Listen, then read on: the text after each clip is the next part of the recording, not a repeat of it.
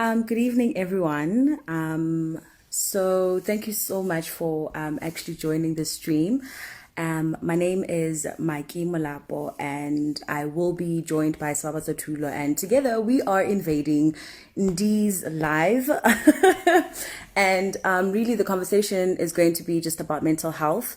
We are two women from different or similar in however way they are, similar backgrounds, and we just have a similar story but different in its own right. And we were actually approached by Indeed to have this conversation, just to say, yo, there's a conversation about mental health that I've been approached to talk about, but I feel like I'm not the right person to do so. So I don't know if you know anyone. I was like, actually, I've had my battle with it. It's still ongoing, I think. Yeah, it's still ongoing. But we try. Every day's a battle, whatever.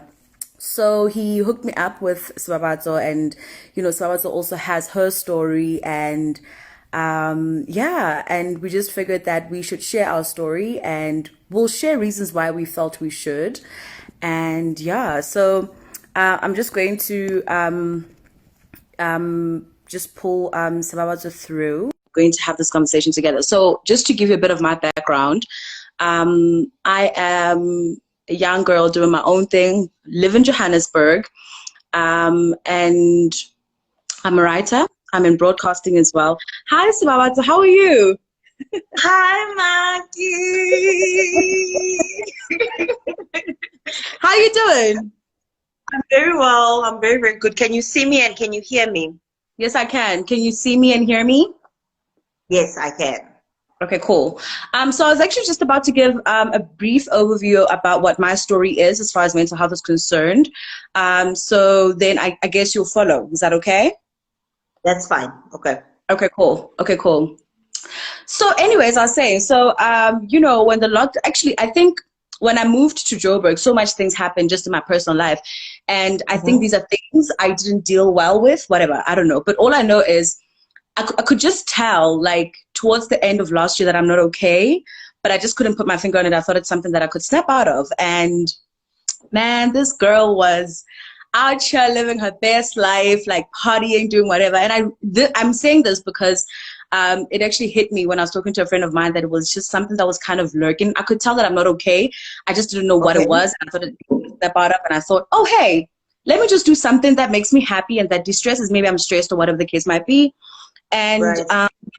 it turns out that I was actually just chasing a feeling, if that makes sense, you know? Yes, I understand. Yeah. Anyway, so I mean, when lockdown began, yo, my nigga, I was just in the pits. Like, I was going through all of it, like all of it. I was just not okay. And juggling, living alone and dealing with something that is so foreign to me. So, I mean, I have friends who have shared their own mental health struggles with me, right? Okay. But I've never been one to struggle with things like that. I've just always been like, okay, what's the problem? What's the solution? Okay, done. On to the next. Like that's just my MO, you know? But Right. now I was faced with something that I just didn't have solutions. I didn't know what I was dealing with. I didn't know why I was sad. I was just in a perpetual state of sadness. And, because people were sharing that, oh my gosh, guys, this lockdown has just gotten us into we're just not okay, just be kinder to people. I was like, oh, thank goodness I'm not alone.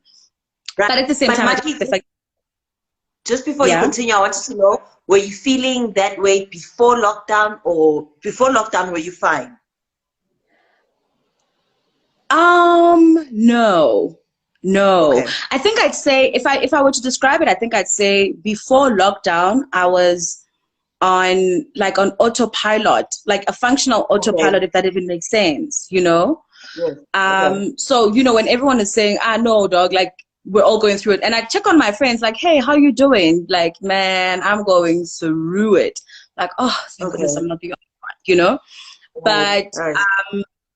it wasn't until I just, man, it's like, it's not just it was that feeling, like, and sometimes I talk to people and people would tell me maybe it's an anxiety attack, maybe it's a panic attack, especially explaining feelings that I'd have, because my chest would be tight, and I don't even know what I'm going through. And I just felt like I needed to breathe, like I felt like I don't have oxygen going through my lungs, and I was suffocating. I was alive, but I was suffocating, and I didn't even know what the problem was. You know what I mean? So I then went to go live with a friend because I literally felt like I was going to lose my mind. I was literally on the brink of insanity. I swear to God. So I was supposed to go live with a friend for a week, and it turned out to be a month, right? So we figured, okay, maybe it's your environment. And then I moved. So I moved to a different neighborhood. And then when I got here, I lived with my brother, but still, like I still wasn't okay. And I'd have like occasional moments of like suicide and stuff. And please understand, I've never had to deal with before, right? So at the same time, like it's kind of I'm imagining things. It's kind of I'm overreacting. You know what I mean? Like, maybe it'll blow over. Maybe all these maybes of what it could and couldn't be. Or could be whatever. And I remember telling my friend, so I mean, obviously my friend would check up on me because I told her that, yo, dog, I'm really not okay. So, 1 week I call her and she'd check up on me sometimes and be like, hey girl, how you doing? Oh girl, I'm okay. How are you? Oh my gosh, I'm in such good spirits, dog. Like, work is okay. Things are going well. And she'd be like, oh dog, that's so great to hear. And I feel like your old self is back. So that's also, affirmation that, oh my gosh, I really am okay. Right. And then next week comes and I'm just like, fuck, bruh, what the fuck am I doing with my life? Like, what's all this for? Like, why am I living? Why am I here? Like, existential crisis, shit. And now I'm thinking, maybe it's what everyone feels when they're in their mid-20s, maybe, I don't know. It was just so many things. And well, needless to say that I went for therapy, thank goodness. And that's when I actually learned that it's just this whole thing. I think for the longest time, I've just been bottling things for so long. And I thought I was surviving. I thought I was dealing with things, but I was actually not, like, just, I guess, pushing them under the carpet. But I wasn't consciously aware that I'm doing it. You know what I mean? And just everything just crashed, and I just had to deal with so many other things. And I discovered that there's an 8-year-old me who's just really traumatized and going through her own issues, and then there's a 25-year-old, turning 26 soon, me, also going through her own. So now it's like a balancing act and having to kind of discern that these are 8-year-old Maki's problems and these are 25-year-old Maki's problems. Okay, Maki, let me just ask you, right? Now going through all the stuff that you went through, and just realizing, oh my goodness, this is what's happening with me, and then what made you then decide to go to therapy? I never asked you that. What made you decide, no, I need help? Because I don't remember, and I know why, right? But I just don't remember now, actually. But I think the feeling I'd had when I went to my friend's place for a week, right? Remember I told you that I felt like I was going crazy? I could feel that feeling come back again. I could feel that someone who is a professional, it's not gonna help. And also, I felt like this particular problem was honestly just bigger than me. You know what I mean? Like it's not something I could talk about over drinks with my girls. It's not something it's not something that needs motivation. I pray too, right? And I'm a spiritual person. And listen, every Sunday or whenever Sarah Jakes Roberts drops a video, I'm just like, yes, girl, preach to me, or TD Jakes, Stephen Furtick, I'm always up in there, like, yes, hallelujah, praise God. And I have my occasional I have my occasional moments where I listen to gospel, like I'm just really, really in my zone. But I don't know, bro. When it got to a point where when Sarah was just like, talk to God, I'm just like, girl, hold the fuck up. Don't you dare come to me and talk to God, because he knows I'm in this and he's not even helping me. I don't need delayed answers. And God doesn't answer you immediately, right? Like it's a process, right? And right. I'm just like, my nigga, you're watching me go through this. I'm not okay, dog. I don't even recognize myself anymore, which is another reason why I went for therapy. I don't honestly recognize Right. myself Okay. anymore. Okay. And I need someone to help me out. Like I need your help, dog. Like I'm suffering, I'm suffocating, you know? And then you hear like, no, pray to God. Okay, but with all due respect to God, of course, right? But I'm just like, yo, like I need a Like, solution calm now, down. dog. Right. Yeah, Right. Right. and I need because solution. pardon?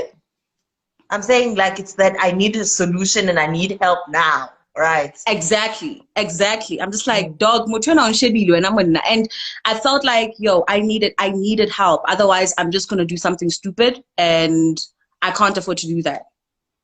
Right. Right. And So I really I love that. I love what you said about you felt that you could no longer recognize yourself, and then yeah, that's when you went something is off, yeah, and especially yeah, because you couldn't locate your pain, you didn't know what was wrong. You know, you just exactly. felt for it. Yeah, I don't feel well, and you don't know eh, what's wrong with you. Well, with my journey with mental illness, is the mm-hmm, fact that mental illness is a part of my family.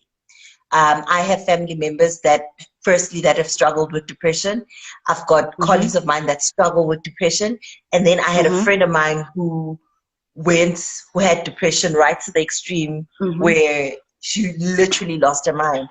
And Oh my then God. it came to depression coming to me, right? Mm-hmm, So what mm-hmm. happened to me was I know this is now what, then we spoke about how when I don't know what's wrong with me, that was the issue. Was I was Yes. feeling so low and I was Mm, feeling out of it, and I mm. didn't know why do I feel like this. I have no reason to feel sad and it was like, no man, I don't know what the reason is.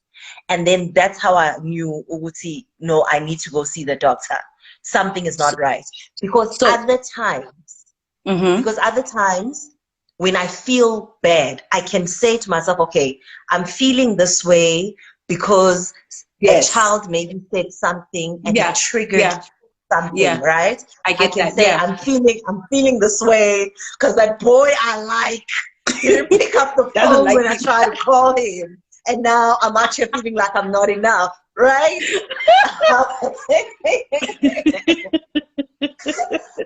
I And I'm get that. feeling this way, girl. I can literally have a moment of I'm feeling this way because I went to the shops and I was fitting on jeans, and that cute jean didn't fit me, and now it's deep. You understand? Now it's a thing Yeah, of I told you you were yeah, big. I told yeah, you you need to lose weight. But when I got yeah. to a space where I could not put my finger on what is wrong with me, Mm, I couldn't figure out why do I feel so low. Um, mm, I get back from work and I uh-huh. just want to sleep. I just want to sleep. Yeah, I don't want to pick up my phone. I don't yeah, want to speak to no one. I don't yeah, want to be amongst people. I'm an yeah, extrovert. yeah. You understand? And it's like I don't want to be around anyone. Mm, I don't want to do anything. I'm just mm-hmm, going through something. That's when I was mm-hmm, like, I'm crying for, I don't mm, know what, I'm just crying because I just don't feel well. Then it mm, was a moment of, nope, girl, you need to go see the doctor. You need to go mm-hmm, see the doctor. And when mm. I went to the doctor, this is what I discovered. I Okay, so discovered, hold on. okay, Let me just interject there. Are you a spiritual person? yes, I am. Yes, I Okay, am. I'm a spiritual okay. person. Okay, because I was gonna ask, Rona, how was your spiritual life like? Because there are people who are able to still pray even though they're going through that situation. Girl, I couldn't, and I'm black spiritual, right? So when I pray, I like the candles. Like, don't judge me. I like the candles, and I like to light candles and pray. I don't know why, but whatever. Um, Mm, and it was a moment of I'm not even praying. Exactly what you said, because I was like, mm. I don't know what to say to you right now. Exactly. I don't Yes, have right. I don't have I don't have the words, I don't have the vocabulary. You can see me is all I know. Thank If you you. can see Thank me you. and I'm struggling and I don't know why I'm Mm, struggling, mm. it's almost okay when I know why I'm struggling because then I can sort of, Deal with it. say, okay, sit with myself and be like, Mm, yo, But now when I don't know what's happening, so then that's when I was still saying, that's when I learned the whole thing of your chemical imbalance in your body.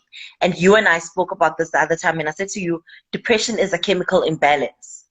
It's and I made an example the other day. If you drink a laxative and you have a runny tummy, there is no amount of prayer that can fix that. There's nothing is gonna stop it, right? It's not because it's just, this is what's happening in your body, and that chemical imbalance. So the treatment that the doctor puts you on is to just get your body back to be balanced again. Okay. Right? And then we spoke about how if this is now this chemical imbalance that's happening, maybe it was because of stress. Maybe it was because of you were panicking for too long, and then your body was thrown out of balance, and now you're just in this continuous feeling, and it can go very, very, very, very, very low to the point of suicide. And it's literally just caused by the I don't know, lack of serotonin or something, whatever. It's just literally can go down and down and down and down and down. Hence, it's a medical thing. It's not a soul thing. It's not a feeling thing.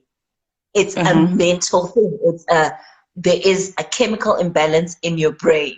You are not seeing the world as you would normally see it, and you don't have a reason for it. You don't know why.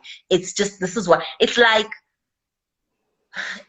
PMS, if I can say it like that. If PMS, your boobs are gonna swell. Do you get what I'm saying? When it's that time, your boobs are gonna swell. There's nothing, there's no medicine, there's no don't let my boobs swell. This is the process, because of this is what's happening right now. And the reason why I'm emphasizing so much is because there's no words of encouragement that you can give me that can make me feel better. I'm not causing this onto myself. I'm not doing this onto myself. It's this chemical imbalance in my brain that must be fixed by a doctor, that must be fixed by therapy. Maybe if I'm with the therapist and I'm going to continuously release a particular hormone every time the therapist talks to me, then let's do that. You understand? It is a medical thing. Right. So who were you talking to when you were going through all of this? Were you talking to someone, or were you going through it alone until you decided to go to the hospital? At the time, I was going through it alone, and I'll tell you why. I'm a strong Black woman. I was going through it alone. I'm a strong Black woman, and like I said, I'm a believer as well. I for the fact that I knew I can't explain it, because as the strong Black woman that I am, I'm like, it's not, so calm down. What's wrong? Like, stop being ungrateful, calm down. Girl, there's nothing wrong with you. And how do I say, if I'm the person that's always giving the advice and I'm the person that's always giving the words of encouragement, how do I then say, yo, I don't know what's wrong with me? And that's all. I just feel bad. Do you get what I'm saying? Because that's the only language I had. Yes. I completely understand you, and I'm laughing because it's the craziest thing, right? Whenever I was at my lowest, right? Or whatever, like when I was going through it, I would send messages of encouragement to other people. Girl. Right? And not because I want them to say something nice back. Right? I really don't, I don't want that, because then it's not going to come from a genuine place. But it's just that, and sometimes I just get that feeling, oh man, if I'm going through it, I wonder what this person is going through. And I'm just like, yo, listen, dog, I love you and I appreciate you and you're doing so well, or whatever kind of form of message of encouragement comes to me. You know what I'm saying? And during that process, still, like when people ask me how I was doing, oh my gosh, I'd just be like, I don't know how to answer that question, but I'm okay. How you doing? Because where do I start? I don't know if you also encounter the same challenge. But whenever people ask me how am I doing, I'm just like, my nigga, next thing I start, offloading what's on my chest, and you're just gonna be like, yo, dog, I'm just here for the vibes. I'm not here for that type of, that type of conversation. You know what I'm saying? That too.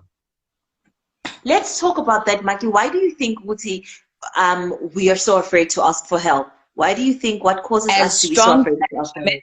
and there's something that I just saw a comment here from Dalitha Chandi saying, "This is me." I think she was sharing the same sentiments. I don't know, like she helps. She also gives words of advice to people when she's going through it. I'm not sure. And then Howie underscore Kanye says, "Strong people don't know how to ask for help," and that is actually very true. Right, Right. right. Why So do you think that is? that strong people. So I'll tell you why. Right. Okay. Um, in my personal experience, I've come across people who sometimes don't know how to handle me when I'm being vulnerable because I've been strong for so long, right? Okay, So girl. I come to you, right? Mm. And my nigga, if I'm crying, fucking hold me, dog. I don't want to tell you to hold me, right? But don't tell me get tula though. Don't say tool. I want to let it out. Don't tell me to. Don't say tula scala tool. No, please, no. Just even if you're quiet, my nigga, I appreciate that. And it's like there are very few people who really know how to handle me when I'm most vulnerable. So I'm very picky about who I'm vulnerable with. So Okay. at the same time, this is so tricky. At the same time, right? There are people like there are people who understand me when I'm at my most vulnerable, but at the same time, I also want someone who's going to be logical about things. I don't like, Mm. but I just need like I need comfort at that time, and I need to let it go. But I need solutions. That's it. Mm. So it's that. So are you saying you would not speak up because you felt like you're not gonna be people are not gonna be able to help you? Yeah. And it's also Wow.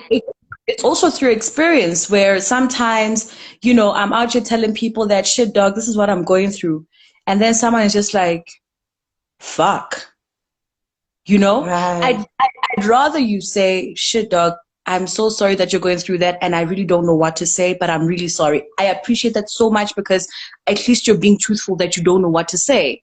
Whereas if you're just like, hey man, now I feel bad. Like I'm just embarrassed. Like why the fuck did I even come to you about my problem? Because now, Right. like I don't know, bro. Like you're not being compassionate and you're not showing compassion. You're not even Right. like rather like just say pay p something. But sometimes people have made me feel like, yo man, your problems are too big for me and for me to handle. So we tag team their problems, but I fly solo on mine. You know what I mean? Right, right. Yeah. So it's a whole thing of you feel for it. I want someone to understand it like how I'm understanding it, feel it like how I felt it, type of thing. Yeah. Or and look, I'm not also unreasonable to say that I want someone to feel what I'm feeling, but at least try to understand. Even if you don't know, because Right. Okay. I'm aware that my experiences are my experiences. And someone is not necessarily going to either interpret or see things the way I do, right? Because I'm in my mess. My mess is my mess, and your mess is your mess, and we see things differently or we experience them differently. But I just refer to compassion, someone, you know? Mm. If And even and if it takes me back to the whole thing of empathy. I think we want to know that if I'm speaking to you, if I'm taking mm, this moment to be vulnerable with you about whatsoever I'm going through, I know that I am going to get help, number one. mm, mm, Number two, I know that you're not going to give me bad advice. We're not going to sit in the dark and just sit in my pain forever and ever and ever. But that part. somewhere we are going to get out of this. I'm Mm, going to be, because again, remember now, I am a strong black woman and I mm, want to get up. My mm, instinct is when I fall, let me get up, right? mm, My instinct is not to sit and nurse my pain because mm, I wasn't raised like that. I'm not put mm, together like that. mm, So I want to be with someone who I know can be able to feel the pain like how I felt it, but at the mm. same time is able to say, girl, get up. Girl, Yeah. I got you. Or Say, at the very mm, least, understand it. You know what I'm saying? Understand it. Right, Just right, right. understand my pain, understand what I'm saying. Like, if I tell you that I know it's so stupid, but that person reads the futsal and it really hurt me, you know, because Mm, it was because of A, B, C, D, E, and E, right? And that triggered me right. because and I know that it's unfair for me because of my own triggers and shit. But like, I'd already told this person that I went through this shit, and then they pulled the stunt, so it really hurt me. Do you understand? So you Mm, mm, feel what I'm feeling, but I will try my best to explain it in a manner that kind of brings you closer to my pain. But we're not gonna sit. right. I don't want to sit in it. Right. I don't want to sit in it. So No, I need I don't want solution. to tell that friend that I know is just gonna feel sorry for me and just feel sorry for me, and that will be the beginning and the end of it. I also don't Yeah, want to tell that friend who is not gonna listen, who I know just won't get it. So mm, I'm looking for somebody who will say, I'm coming down with you, but when we're going out, we are going out of this. I will yeah, come down to the hole where you're at. So that means yeah, I'm going to understand your pain, but I'm going to yeah, hold your hand and we're yeah, going to walk out of this. And now you yeah. mentioned something very interesting, Mikey, about how the you said part of things that might hurt is someone triggering something. Mm, Let's maybe talk a little bit about that because a lot of the times I've found that with mental health, mm, we mental health is mental health, and then our emotional pain is our emotional pain, right? Our soul pain. If there's something, I read a book the other day that says there's no the soul needs what it needs. There's no mm, medicine for the soul. The soul mm, needs what it needs. You're speaking mm, of triggers, right? mm. How have you come to be aware of your triggers, or what made you realize that these things are now triggers for me?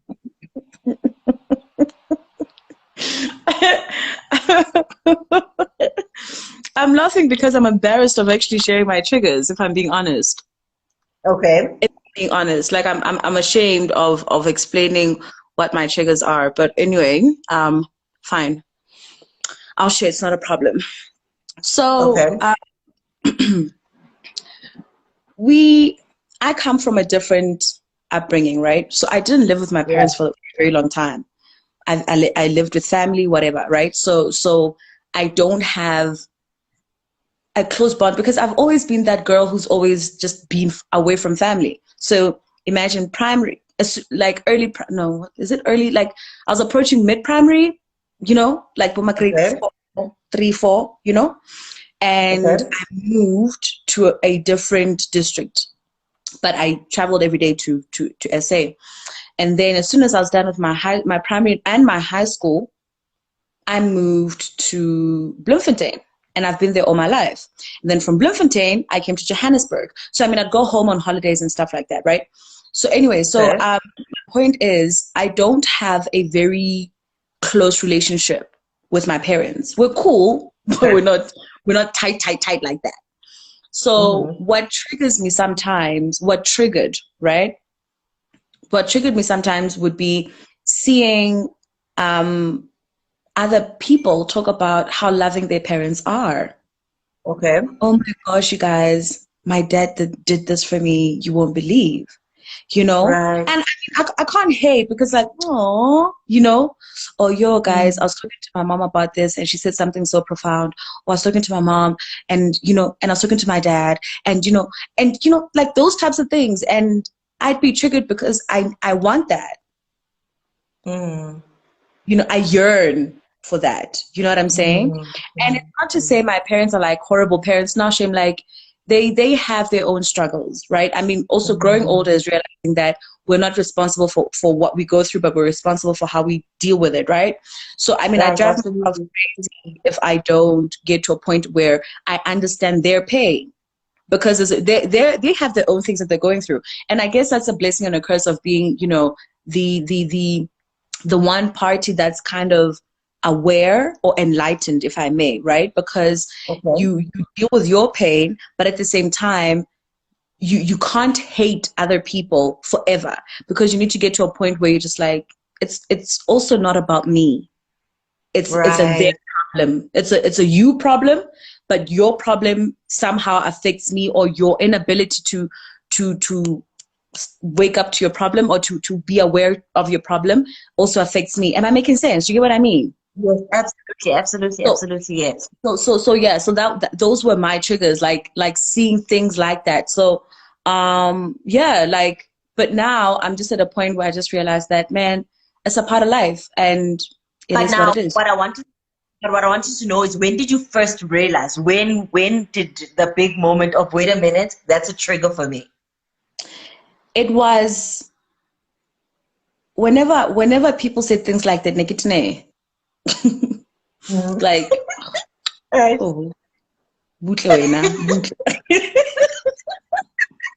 I know, guys. Yo, I'm sorry. Hey, we heal, we live, and we heal. So it would be things Right. like that, or sometimes when someone writes like a message like, oh my gosh, guys, I was going through it. So you know how people do things on Twitter like, how did you know that your mom is your ride or die, or some shit like that, right? Right. But when people Right. kind of explain that, yo, my mom, like, my parents are always there for me, you know, when people share their stories, and then now I just want to cry. I'm like, why the fuck am I crying, you know? So things Right. like that, I was just like, whoa, this shit, like every time someone says something endearing about their parent, I'm just like, you know? And that's Right. as fuck. So why the fuck am Right. I like that, you know? Until I Right. I understand understand. that, nah, Miguel, how sharp, how sharp. But But anyway, now, how did that particular trigger, right? You can mm, say, as Baba, so you're pushing it now. But how mm. did that particular trigger show up in your relationships and in your friendships? How did it show up as something else in your friendships and in Hold your on. relationship? So, okay, now you're pushing it, because I feel like you're interviewing me. Okay, like, girl, I'll you. share mine. Okay, one for one, girl. You share Okay, yours, cool. I'll share mine. Okay. Triggers. No, triggers. Let's start with triggers. What are your triggers, and when did you become aware that this shit is a trigger for me? So my trigger is similar to yours because I didn't grow up home, right? I didn't grow Yeah, up with my parents. yeah, I always felt like I wasn't enough. And I yeah. always felt like I had to prove. I had to Mm-hmm. prove that, I'm good enough. I had to prove that I'm worthy of. So whenever in relationships, in friendships, I always Mm-hmm. had to do the most. I found that I was doing the most just because I'm trying to prove that I'm good enough. Okay? Being an overachiever, right? An overachiever. Like Girl. I want to be, if I want to be that girlfriend that will pick up the car, that will take the tires out and buy you new tires. I don't know. I never did that. I never did that. I'm just You saying. don't I know. was, I almost bought a nigga tires, by the way. Man, what a time. Thank God girl, I never no, did. I swear. girl, But anyway, no. carry on. I You swear, know what? girl. Listen, there's this hand who saved my life. She's like, bitch, are you crazy? Get the fuck out of here. Like, you're not gonna do something. I'm like, but I like him. Why not YOLO? Like, bitch, no. Get him a watch or some shit. Anyway, which I did. But Tired, anyway, tired, that game, we Maki, live tired. and we learn. Relax. Like, we live and we learn.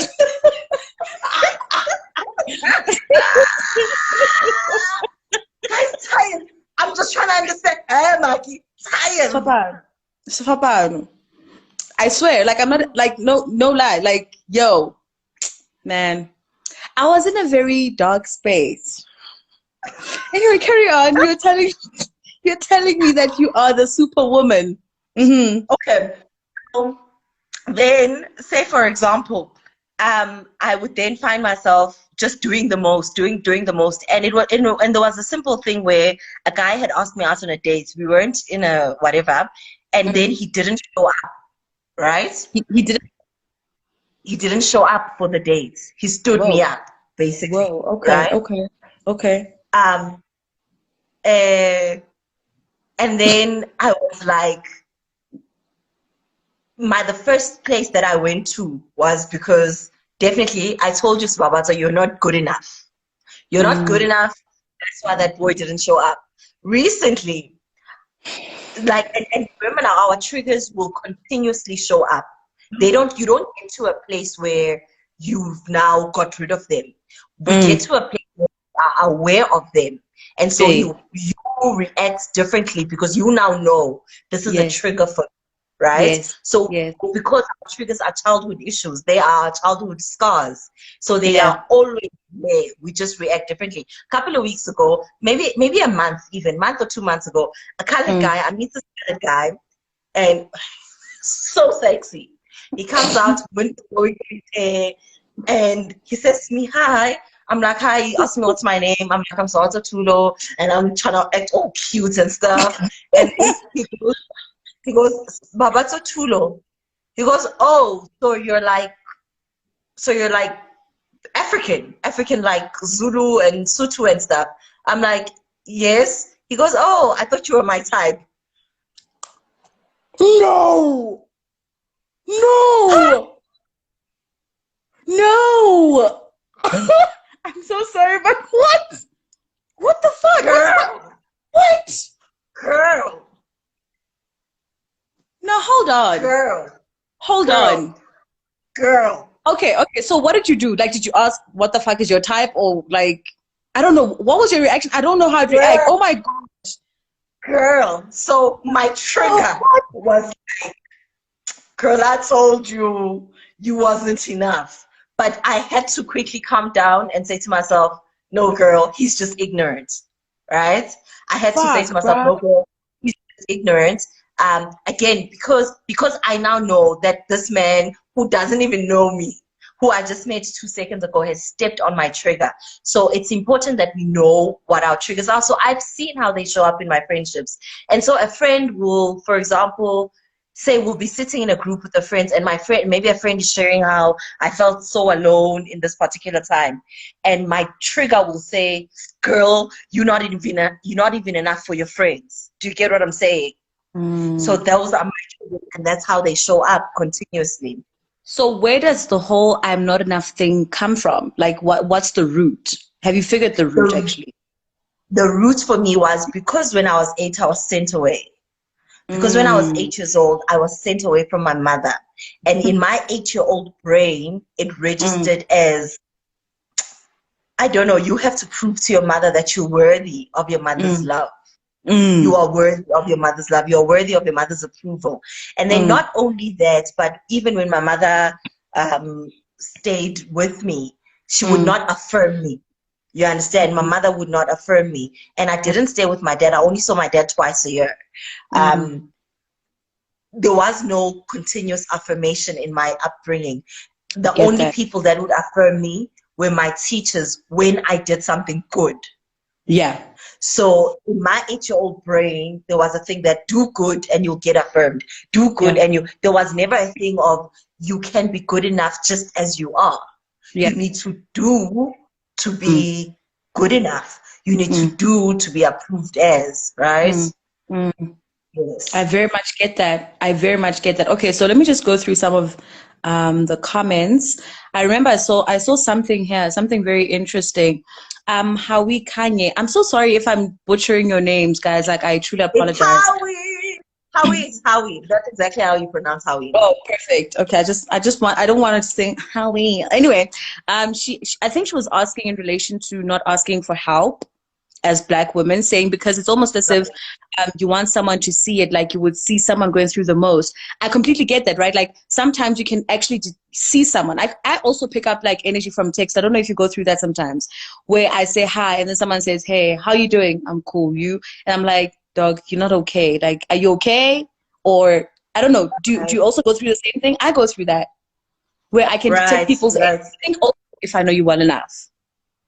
Right. Absolutely. Where you're texting a bit weird. You're right. I Hey, get you. hey. Mhm. Oh, Dora asked if that's wine. No, it's not wine, babe. It's water. Hydrating. Off chat underscore OFS chat, I think, underscore podcast asks about, so what a Jen gotta do for a PS5? Oh, it's because I said, I think it was referring to the fact that I said, how dare you buy a man tires? How Oh, dare? How dare you take your money? I, How I dare? almost, I almost, it's a whole, guys. But anyway, so just to answer your question about how that happens in friendships, right? So, okay, before I get to that, how do you then, you know, like pick it up? Like, because it could happen just mid-conversation. And I'm just Mm. like, so I really didn't like, so especially in situations where you're confronted about unpleasant behavior, do you also just like Right. retreat into the whole I'm not enough thing, or um, you know, what do you do? Always, always, always. I'm telling you, but as I get older and as I Mm, heal, mm, able to quickly talk to myself. And again, remember now the last time I said to you, when I talk to myself now, I have to mm, talk to that 8-year-old who doesn't believe that she's enough. I'm not talking yeah, to the 25-year-old Sebabatso. I'm talking to the 8-year-old who does yeah, not believe she's enough. So yeah, when I'm triggered, I have to be mm, gentle with her. I have to be mm, very, very careful. I mm, know it's and triggers. I can literally be triggered every single day. Someone is yeah, literally every day. Someone's gonna do something, and I'm gonna be like, then I'm like, okay, girl, I know you feel some type of way. It's okay. It's okay. It's okay. You know, it's mm, fine. You are enough. mm, I'm telling you, you mm, are enough. Not because of mm, anything, not because of what you mm, did, but because you just are. So I can be continuously triggered, but then I have to go back and talk to that 8-year-old. I have to go back and take and look after myself and literally sit with myself and say, I am looking after that person that was in pain, that little person that didn't mm, understand, and now thinks mm, that wants to show up and mess up this grown woman's life type of thing. mm, So that's how mm, I deal with it. And really, Maggie, it can manifest in so many ways. mm, So many ways. You can just say something. Okay, so like before we went on this live, né, with the whole load mhm, shedding, I had to mhm, go through the electricity doesn't come back. Maki mm, is going to think, here goes Babato and the stupid excuses, because I had a meeting at 5 also that I couldn't be a part of because there was no load shedding. And so my trigger was already going, girl, I told you, you know, mm, you were the one mm. for it. You can't even. It's the fact that you understand that I don't control. Your network is a bit shaky. I could hear you, but you were frozen, but I could hear you, so that was fine. But now I can't hear you properly, and I can't see you Can properly you, either. can you hear me now? Yes, I can. And can you see me? No, you're kind of like on and off, like static. Mm, I'm Yeah. moving. I'm trying to move around. Okay. Okay.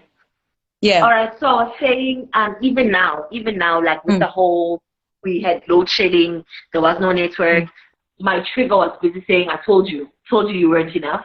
I told you you can't even show up for an Instagram live. Look at you, look mm, at you, look at you, you know? And I had to mm, say, calm down. I can't control this. I didn't cause this. You understand? mm, So triggers are, I'm continuously triggered, but I have to continuously mm. show up for myself when I'm triggered. So, are your friends okay? So, I mean, as far as relationships go, you spoke about it from the point of view of being asked out, right? By dudes or being approached by dudes, right?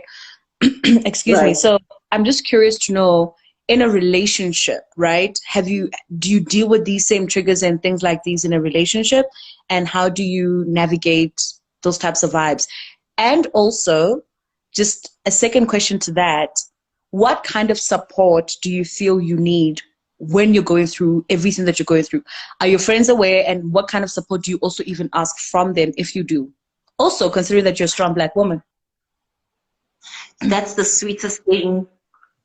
That is such a sweet question. Somebody to say, what kind of support do you think you need? Maki, first of all, I just want to know if would you be willing to switch side and just date me? Because I feel like you just asked me.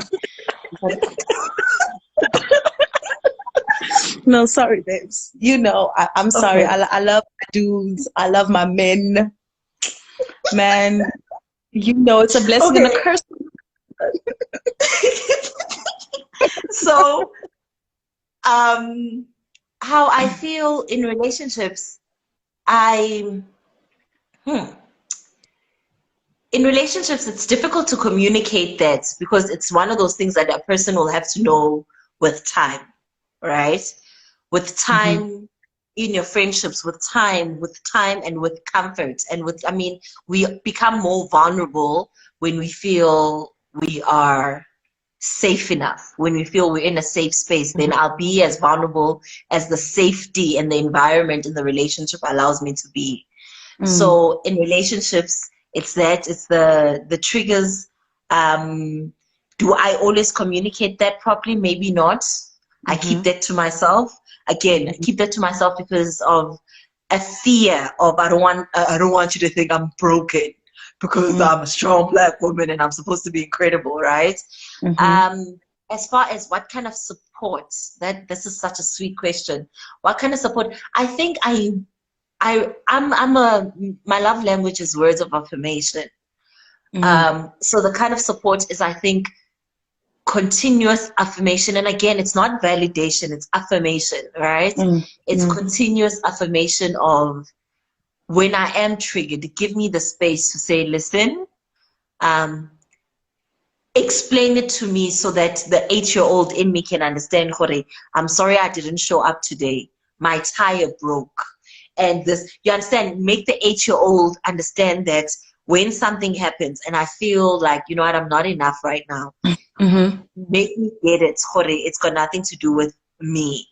You know, so affirm me. The support that I need is somebody who knows that I struggle with this issue, and it's going to be my lifelong issue. It's going to be my lifelong trigger. So there's something that you mentioned there, right? right? I'm sorry to interject, but this, unless if you can actually finish your point, and then there's something that's so important that you actually mentioned that I really also want us to talk about. So just that whole thing, that understand that it's going to be my lifelong struggle. So when you talk to me, be kind. Be kind, be gentle. I'm dealing with something.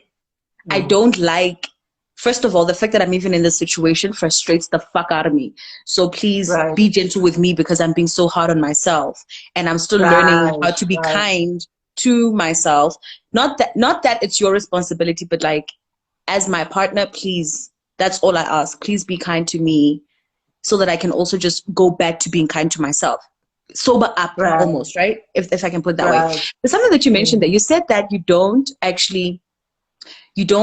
talk about what you're going through often enough, right? In a relationship. And you're a strong Black woman. And I say this because there's one thing I've realized, right? And I'm a strong Black woman myself in my own right. One thing I've noticed is that we don't come to the party sometimes. Right? I think, and I know what I said, I know what I said earlier, that I really want someone who's going to be kind with me, and I want someone who's really going to at least understand my pain, right? But one other thing is, we really don't come to the party in the sense that we have an idea of the kind of support that we need, and sometimes we lose sight of the support that's surrounding us, right?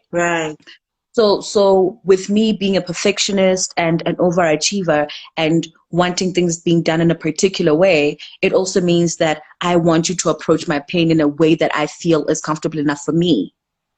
But sometimes I don't, man, I don't know how to say this, but sometimes I've learned through being vulnerable with people who were just like, I'm here if you need anything. It has actually helped them understand me better and how I need to be consoled when I'm in a certain state. And even when they check up on me, they don't make me feel like I'm stuck in my pain. They're just like, hey, I'm just checking on how you're doing. Are you okay or whatever, right? But like, I learned actually that, and it was also when I was suffocating, that if I'm not going to talk to people I call my friends, or people who are honestly always genuinely there for me through the good, through the bad, and I'm basically picking which battles they can carry and which battles they can't. It's like when you're in a relationship with a guy, right? And this guy is maybe talking to his ex-girlfriend about his problems, right? Or he doesn't even come to you at all, right? And you wonder, but like, why isn't this person coming to you? And they're just like, I just thought you wouldn't understand. But you haven't even given that person an opportunity to understand. Am I making sense? So sometimes we disqualify people. So as a strong, Right. So you're saying as a strong black woman, sometimes we don't want to speak up because we are not willing to actually communicate what's going on with us because we think they won't get it. We Yes. disqualify.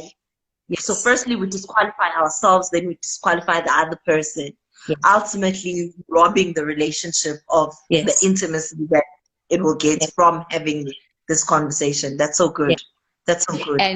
And I also don't think I personally don't believe, and if this is the case, please check your circle. I don't believe that in a circle of friends, your circle of friends, there isn't that one or two people that you can talk to about what you're going through.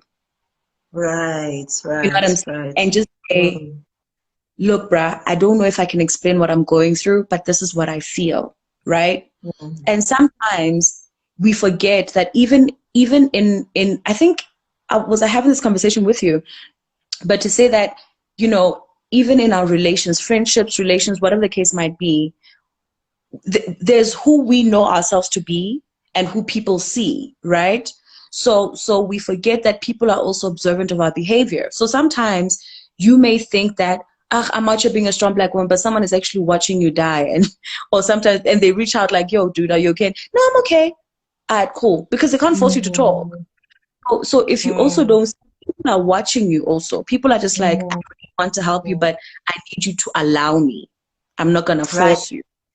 Okay, so what I'm hearing you say is you have your triggers, right? So we have Yeah, our triggers, and we have a responsibility to make others aware of what our triggers are. That is right. our responsibility. And as much as also part of our responsibility is that we act a certain way, right? That Mhm. we are responsible for how we show up because of our triggers, but also it is our responsibility to make others aware that that's a Mhm. trigger for me. Mhm. Instead of just walking away, being bitter, being childish about something, Exactly, communicate that, listen, I felt some type of way about when you did this because this is a exactly, trigger for me. exactly. Girl, that's so And good. That's so also, good. and also sometimes, again, I think what I'm not communicating it well, but also what I'm saying is people, we live with people, right? We live amongst people and people observe our behaviors, right? And there are certain toxic traits that we have or toxic behaviors that we have, and we're not aware that we have them. Right. You know what I'm saying? So Right. sometimes I'm complaining that this is a trigger for me. But the moment I speak up that this is a trigger for me, someone will tell me that, yeah, have you noticed that actually you're always triggered like this every time you come back from a night out? So there's something there. Sure. You know what I Sure. mean? That's good. Right. Right. You Right. know, Right. or Mm. every time this happens, you always feel like this. Or, you know, I don't want to tell you how to live. You're not telling someone how to live their life, but you just say, yo, dog, the problem is the reason you're always crying when you're drunk, for example, is because instead of talking, you drink. You know, you're just Mm. surrounded by people you don't even trust, or people you, I don't know, whatever other shit really. But I hope you get what I'm getting at. People I observe get our you. behavior, and people who care enough about us will will make us aware that when I'm in this isn't it, baby. Right. Maki, let me Mm. ask you a question. You mentioned in the beginning that you've now started going to therapy and things like that. Okay. You mentioned Mhm. how therapy has helped you and things like that. Now, my question then becomes, um, what do you know now about Maki that you didn't know before you went to a therapist? I'm laughing because let me tell you something, right? I'm gonna be 100% real with you guys, with y'all, right?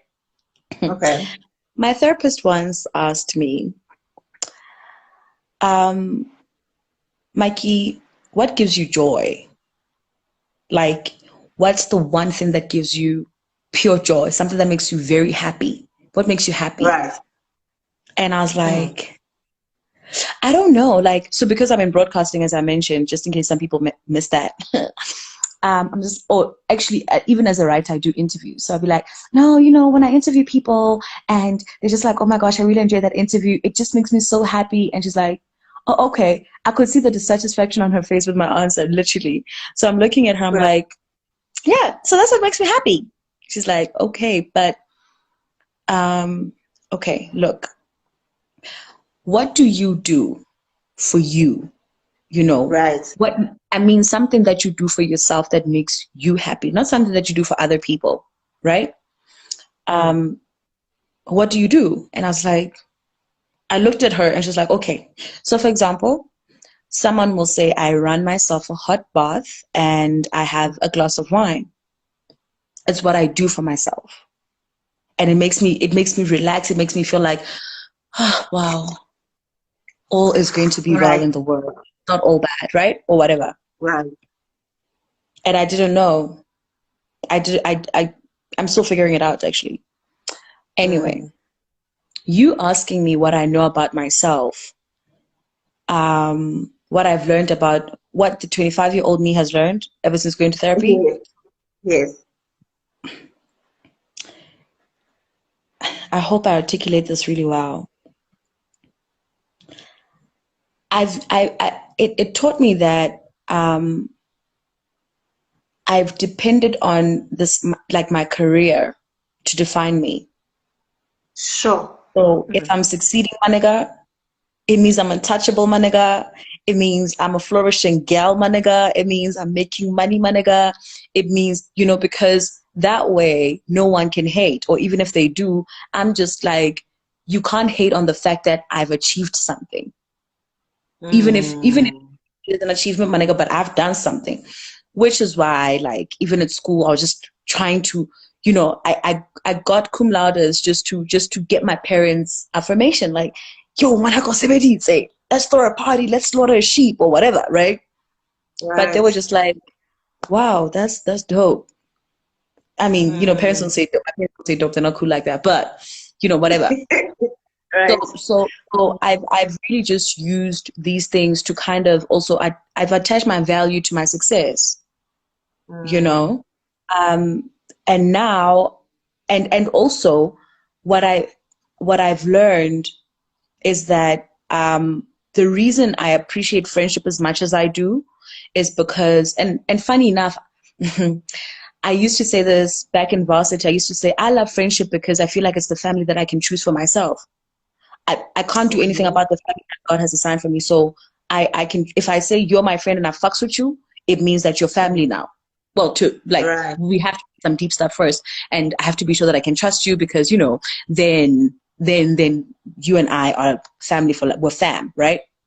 Right. So sometimes what I've learned also is that I've also created unrealistic expectations. I've had unrealistic expectations from my friends. So because I have whatever issues I have with my parents and how they brought me up, I expect my friends to fill in those voids. And it's so unfair of me to do that.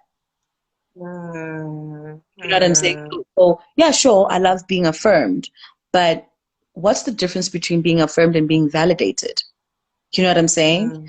So I want my parents to affirm me, but if my friends don't affirm, I'm just like, ujala see you.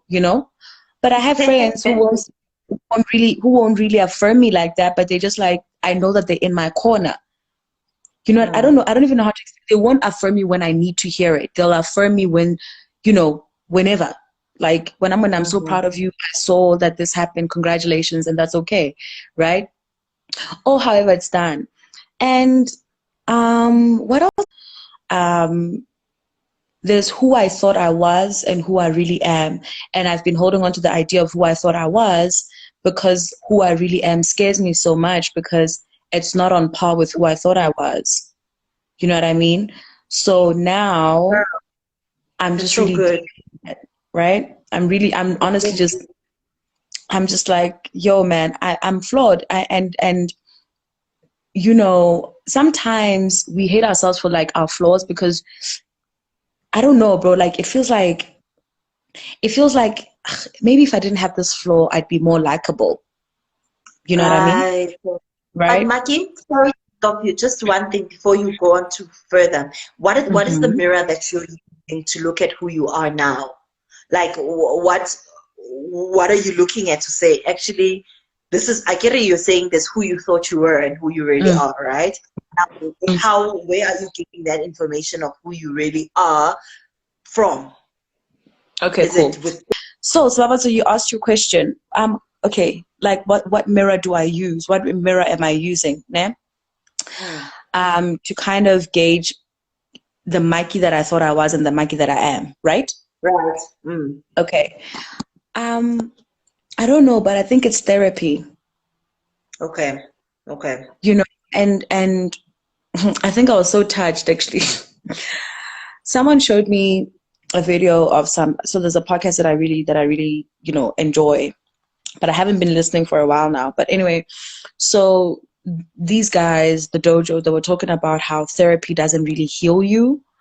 And I don't want to misquote them, but anyway, just to paraphrase what I understood. So it doesn't really heal you, but like it helps you delve deep and understand yourself better, right? Okay. So with my therapist, right? I've kicked it, but it sometimes, creeps up. So I've kicked the habit of saying, am I making sense? Because I want you to validate what I'm saying, right? Sure. My therapist was like, we need to get rid of that. Why do you say that? And I was like, because I want to know that I'm making sense. I don't know. You need to wait for someone to tell you that they don't understand. And even when they say they don't understand, because again, funny enough, I used to also do that thing where, oh my gosh, I'm so stupid. I'm so dumb. Like, why doesn't this person understand me? Oh, fuck, Right. And she'd say that, no, it's not a you problem. It's a them problem. If they don't understand what you're saying, then you ask, sorry, what about what I said? Don't you understand? You know, going I back get to the you. question of the mirror, I really, I don't know. I think, thank God that I introspect a lot, right? And I can be real with myself and I can hate myself and be like, fuck, bro, what Mm. the fuck are you doing, right? But I think my introspection, number one, therapy, number two, and also having friends who keep it real with me, if I'm being Mm. honest. My friends, honestly, bro, like I sometimes hate them for it, but that's exactly what I love about them. Because, they would tell me that, yo, dog, this isn't how you do, but they tell me in a very compassionate manner. I know that it Right. comes from a loving place. But the whole thing of who I thought I was and who I am, that comes also from just interactions. Mm. You know what I'm saying? I was having a conversation with someone this past weekend, and they were just talking about their background, that they come from a background of, really strong Black women who are very secure in who they are, and I was triggered and I felt threatened.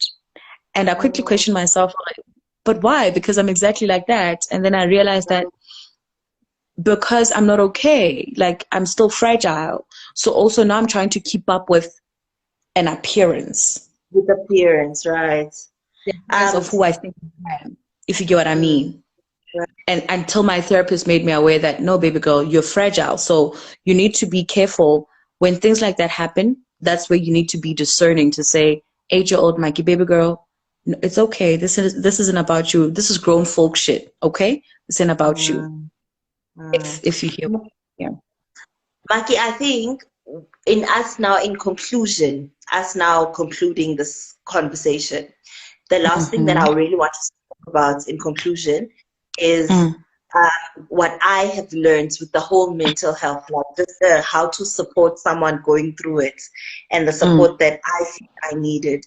mm, Well, support someone is, guys, again, it's important. And I will always say this, it's a medical issue. Let's get that. Let's get that sorted. Some of it is a soul issue. Some of it's a medical mm, issue.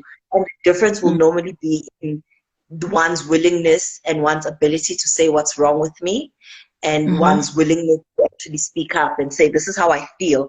When they can, when often just as basic, I always say when someone actually knows what's wrong with them, when they can say, I Mm, feel sad, I feel down, and I mm, feel down because nothing's mm, working out. Normally mm, that's a soul problem or that's a trigger.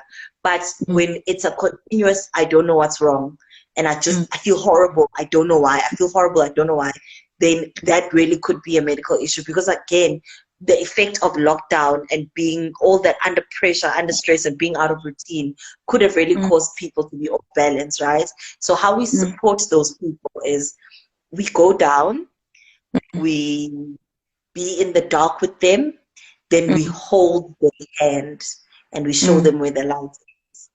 We go down, we be in the dark with them, then we hold their hand and we show them where the light is so that we can lead them out of that place.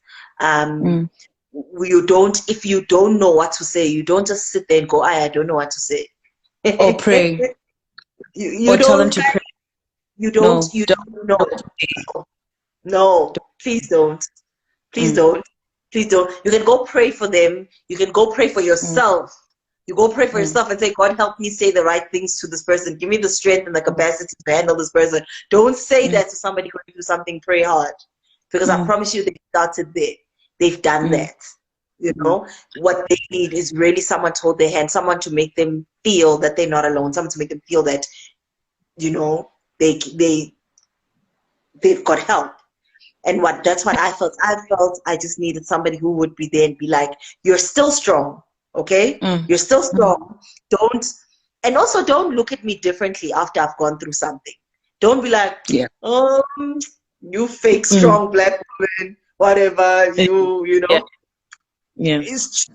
Give me my crown, damn it. Give me my strong black woman crown, even when I've been through it. So when I was going through what I was going through, I just had my head down and I'm just adjusting my crown. Don't think it fell. The crown didn't fall. I'm just, you know. I still got my crown. I may have considered buying you tires, right? But I'm still a queen. I hate this drag. And you need to chill. You need to chill. So just in addition to that, right? I think it's also important to ask people what they feel they need. That's right? good. Because what I've noticed is, yeah, sure, we may be aware of mental health, people with mental health issues or mental illness and whatever the case might be, but sometimes we impose the information that we've consumed out there onto people to think that that is how they should heal. Right. So just because someone suffers from anxiety, sorry, it's like breathing exercises. Like, bitch, shut the fuck up. I don't need that shit.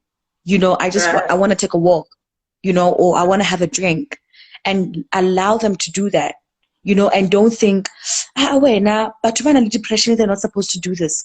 But because that person needs that. But also, even if you don't agree with what they're doing, rather ask from a very compassionate ear. When you really from an empathetic and compassionate, you know, point of view to say, dog, you've really been going through this for a while. Like, what do you feel like you need? What do you feel like, you know, would kind of be a great step in the right direction or in the light, you know? And when that person tells you that, I just want to die a little, because I'd say things like that. I'd say, dog, I say, because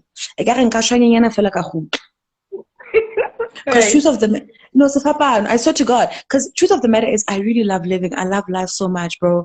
Like, I really love living. And, you know, I was just thinking, oh, dog, you want to give men away? Like, do you know how amazing men are sometimes, you know, when they're being trash? And you know how amazing life is? Like, there's still so much of the world you need to see, so much liquor to drink and explore and experience. You know what I'm saying? Like, so I still have this thing, okay, there's so much to look forward to. But in this state, that is just so, like, it's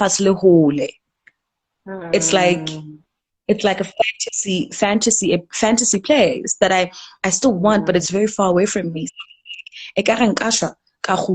Because another thing is, also, I know we're supposed to be concluding, but I'm sorry. Another thing is, right, I think the worst thing about depression is, or just mental health challenges, is knowing who you are and seeing who you are now, and like seeing like a distance, if I may.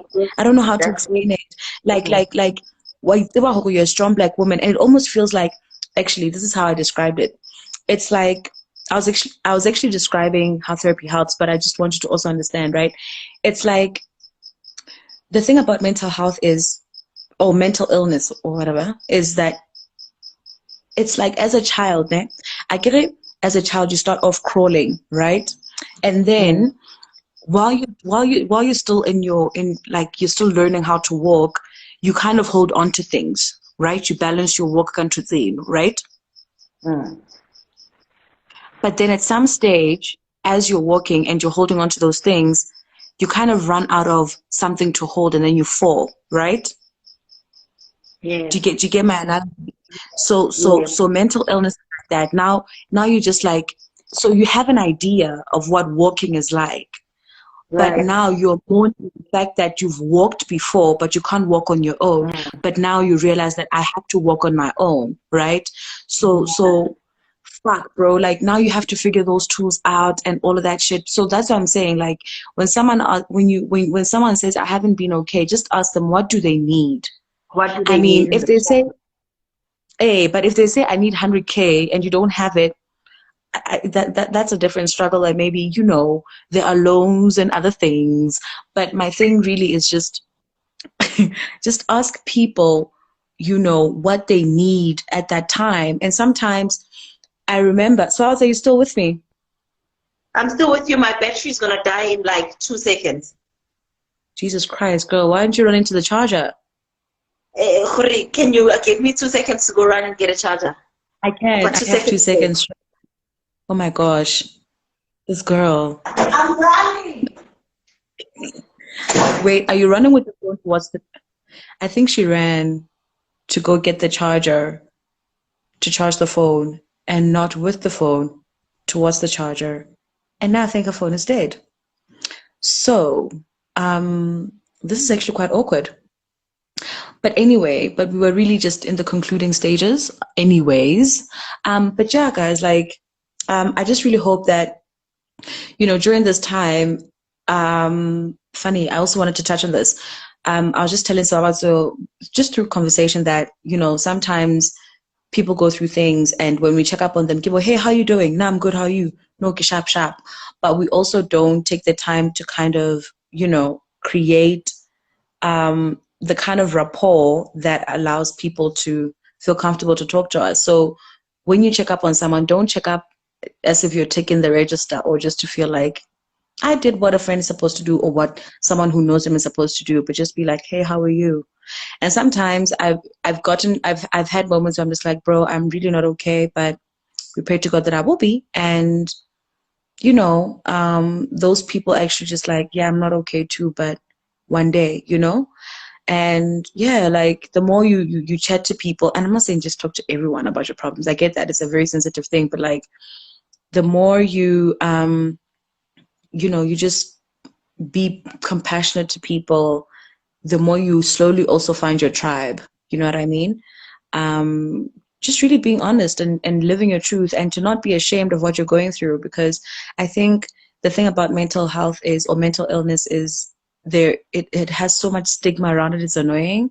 And sometimes you honestly end up punishing yourself unnecessarily. And you forget to be kind to yourself, and you forget that there are people who really want you to give them a chance to just be there for you. They really do care that much and they love you that much. But sometimes because of whatever stuff we tell ourselves, we don't give them a chance. So um yeah, guys, I don't know, bro. I don't know. um Mental health is a beast, and mental illness actually is a beast, and we really need to just try to come to terms with the fact that we're not always going to be happy, but to recognize when there's an abnormal pattern, like yourself. So how this is not me, then don't jump to also self-diagnose, because that's also very dangerous. But just like seek help and talk to people. Regal Dreams essay: does someone being with you even though they have nothing to say or do helpful? Bro. Oh, Smalls is back, guys. Yay! Okay, now I got a bit overexcited. Um, so does someone being with you even though they have nothing to say to? Actually, D, sorry, I lost you, homie. I'm sorry. So Ndi asked a question because you were taking too long. I don't know why you didn't run to the charger with your phone. I don't get that. I feel like Maki, we're not gonna discuss this. Okay, you're not gonna Okay, question cool. my right. Okay, Thank you. cool.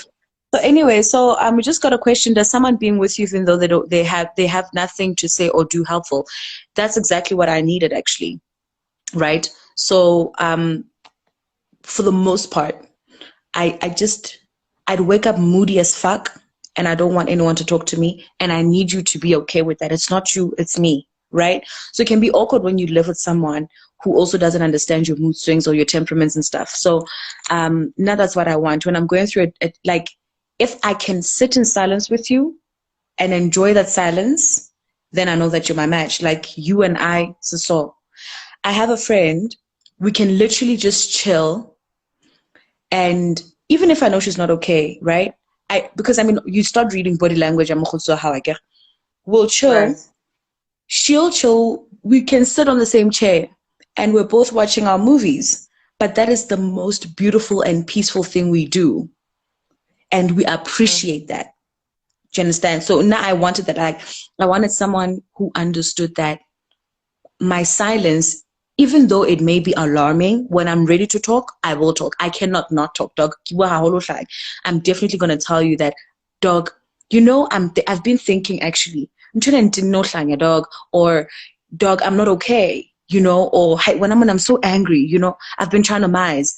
Then I speak. But if I'm not ready to speak, please don't force me. But if you can sit in silence though, dog, I stand you forever. Right. Forever. But then the whole thing of it's important that the person, whosoever your friends and whosoever you're dealing with, knows, Hore, this is what I'm, at least just a hint of I'm going through this, or this, I'm someone who's currently dealing with this. And maybe, Right. because again, guys, it goes two ways. They are dealing with it with you, especially if it's people in your circle and it's your everyday, they are dealing it with you. So some way you have to Girl. give them the goods of, they also don't know what the right language is. They Yes. don't know. They don't know what you need, mind you. You don't know Yes. what you need, so they don't know. So some way we should have a bit of a room of a fault room. They are going to make mistakes. They also don't Mm, know how to show up for you. And maybe I mm, think I love what you said. The best thing to always ask. I mm, loved before we went off and so on. You said that it's important that people always ask, how can I show up for you? What is it that you need mm. right now? And again, and it's going to change from moment to moment, from episode to Facts. episode. It is Facts. continuously changing. It is continuously changing. And so I Facts. think I absolutely, absolutely love that. Absolutely, absolutely love that. And and I think also as someone who I've had to tell my friends that my nigga, you need to go for therapy too. I mean, also because they really Yeah. aren't okay, but also just like it's because we've glamorized struggle so much. It's scary. It's scary how much we've glamorized being, being going through the struggle or whatever. Like, nah, you go by moja dog. That's why you find that men commit suicide or whatever. Or all these other statistics and stuff that people share, right? So it's dangerous because we think, I could say, I don't know why we think hosuko like apa going through some, oh my gosh, some struggle is just okay, and it's not. Or I and get again, we don't choose what we go through, but we choose how we overcome, right? How we deal with what we're going through. So like it's also important as someone who's supporting someone with mental health to also get yours checked. So just because you don't check certain items on the, oh, these are the signs of of depression or anxiety or suicide or whatever, you just need to be like, you just need someone to vent to, a professional sometimes. And I think sometimes we use therapy as you know what I'm saying? Even last matata manega, you just go there. You know what I'm saying? Like you just go there if you can afford it also, because I'm aware of how expensive it can get, or how uneasily accessible it is, how inaccessible it is, actually, I should say. But like that dog, like, you know, as someone who's just really supporting someone with mental health, dog, it's so important that you get yourself checked out, because you never know. It could be like a lifelong trigger for you. Now you're gonna feel the need to be there for everyone. Like, and some people are just like, no, this is a me problem. I will deal with it. And now you're just like, I feel like a failure because, Mikey, the last time I wasn't there for her, she was just, on some other tip. You know what I'm saying? Because sometimes as people who go through mental challenges, mental health challenges, we can be unkind, whether we're aware of it or not. So, um, yeah, because also, I mean, you're also in your dark hole, so you care very little for how someone else is thinking, or I don't know, like, but the point is, we all need to get checked out, basically. That's so I don't true. I touched a bit on understanding or accepting that mental health or mental illness could be a lifelong challenge, and yeah, I think it's something that we said we're going to touch on just in conclusion. Yes, guys, I made notes. But anyway, so, us saying that we need to really make peace with the fact that you you might be battling this for life, you know. Absolutely, absolutely. And the emotional aspect of who you are as well, the soul part, just as much as you are always going to have soul struggles, you are always Yeah. going to have mental issues. You will always have to deal with mental issues.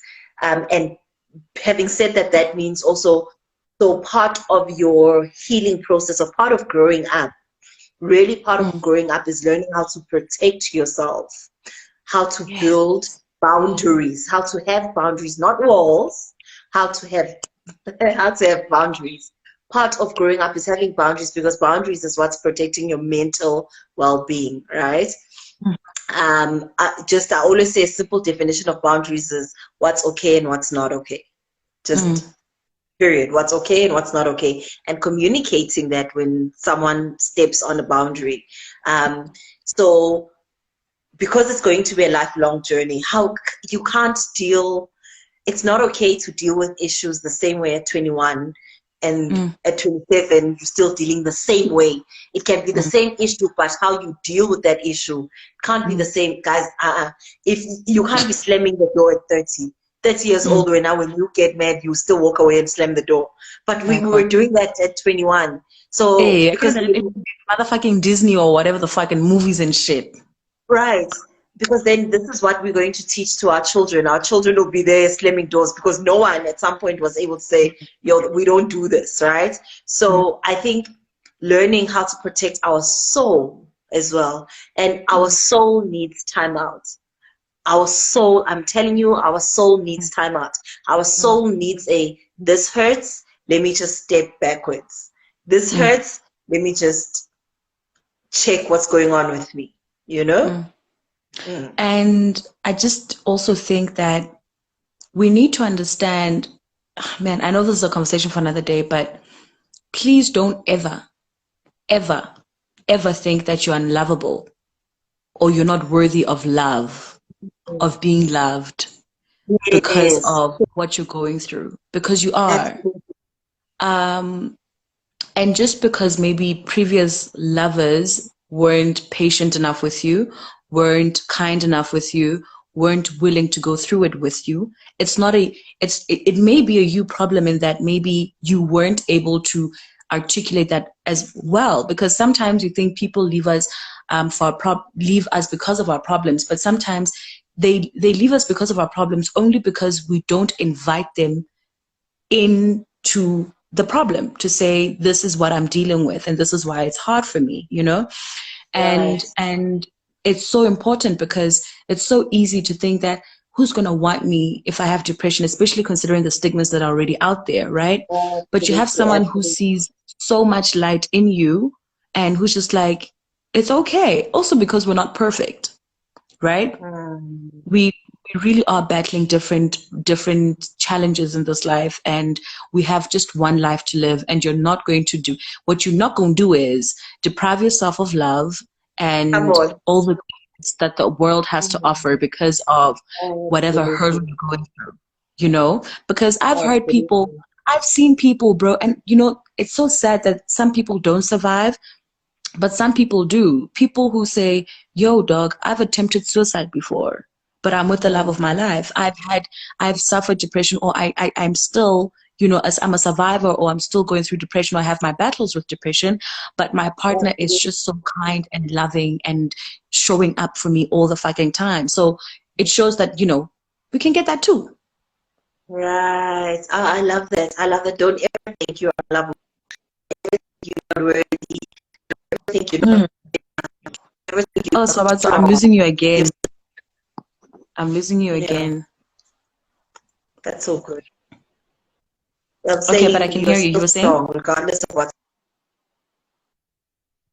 what you are still strong. You are still a strong Black woman. So I think we Mm. can really conclude on your crown is still on your head, or Black Yeah, King. You're still a strong Black King. yeah, You still got the crown. Just because you're going through something and dealing with some things, you're still good. yeah. You know? Yeah. Yeah. And it's not a bad thing if another queen comes and says, "Hey, um, your crown was just a bit skewed, so I'm just helping you. I'm just, you know, straightening it for you, you know, because we need Mm-hmm. that help sometimes, because sometimes we don't see, you know what I'm Mm-hmm. saying? Like, you know, we don't, there are certain things happening around us that we don't see. So yeah, man, I don't know. I don't know, but Yeah. that's about my chat. Um, Yeah. This has been lovely, Mikey. it has, hasn't it? That's been really, really good. Mm. Let's see. Okay, so I think I've answered all the questions, and mfu.ndo underscore says conversation. Yeah. But All right. yeah, guys, thank you so much for joining. Do you have any final words or anything that you want to say just about everything, the entire session, or not session, but Final like word, conversation? really, really from my heart, my heart is it's okay. Guys, it's okay. Mm, It's fine. We're flawed, right? Um, mm, our flaws don't make us less than. Our flaws nope. don't make us unworthy. We Yep. are still beautiful. We're still worthy of love. We are, and we should never lower our standards or disqualify ourselves. Being mental health is, it is what it is. It's a Mm, struggle. It's an everyday mm, struggle. It's a part of our lives, um, mm, and it doesn't take away anything from you. It does mm. not take away anything from you. It's Yeah. yours. Means because you're now in this space, you just have to be careful. Okay. If anything, I think it makes you kinder. Absolutely. Makes Funny, you huh? more understanding. Makes you more Yeah. understanding. Yeah. Yeah. Makes you more Yeah. understanding. Yeah, no, definitely. Definitely. I don't have Mm. any last words. I wanted to add something, but I mean, I forgot what I was going to say. But oh, yeah, no, no, no. The quicker we're honest with ourselves and our struggles, the better. Because the more we run away from our problems and whatever challenges we're going through, the longer we prolong them. You know what I mean? So if you're Right. not okay, it's Absolutely. okay not to be okay. Absolutely. You know? Sorry, you were Mm. saying? I was saying absolutely you're right. You're right. We have Yeah, to, yeah. and self-awareness is key. When you know yourself and you know what your triggers are, and when you know what needs to happen, then okay. But I Mm. love you. I love you so much. I love you really, I love really. you. I love you. Oh my gosh. Oh, dude, this is crazy. The fact that Guys, we haven't met is the the fact funniest, that actually. the fact that we started talking, was it last week? Maki, did we have our first Yeah, conversation last week? yeah. So literally had our first conversation last week, and I was like, Maki's my people. Maki's my person. Us- It's the fact that also Yo, I'm gonna ignore the fact that I shot my shots at Maki and Maki turned me down, guys. She told me she would rather buy tires for a dude, right? I said then you I said know, Maki. I only turned you down because you dragged me about almost buying nigga tires. That's the only reason. So So and you but don't see really, me. really, really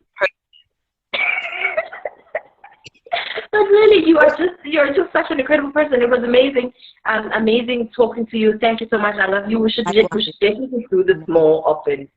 Yes, absolutely, absolutely. And also just quickly, OFS Chats underscore podcast says more of these where is it now? More of these discussions, perspectives, experiences, and learnings, etc. Shout out. Thank you so much. Thank you so much to everyone who joined the stream.